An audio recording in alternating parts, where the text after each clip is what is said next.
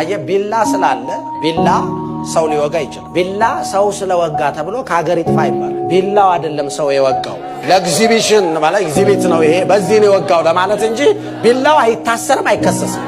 ምክንያቱም ቢላው ተነስቶ አይደለም የወጋው ቢላውን ይዞት ነው። ገብቷችኋል? እኛ ማላከክ ስለለመድን ብዙ ነገር ላይ ለምሳሌ ስናልፍ የሆነ ነገር ሲገጨን ገጨኝ ነው የምንለው። ገጨሁት አንልም ማለት የቆመ ነገር ሄደን ገጭተን ገጨኝ እንላለን። እሱ ምንም ስለማይመልስ ምንም አይደለም። ለምሳሌ በፍጹም የኛ ሪስፖንሲቢሊቲ እንዲሆን አንፈልግም።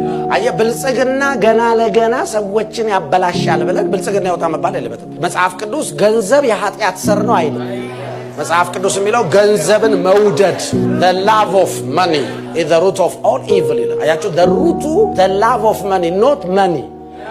If you love money more than God that is the root of all evil. ነገር ግን ገንዘብ ኖሯቸው እግዚአብሔርን ይወዱ የነበሩ በጣም ብዙ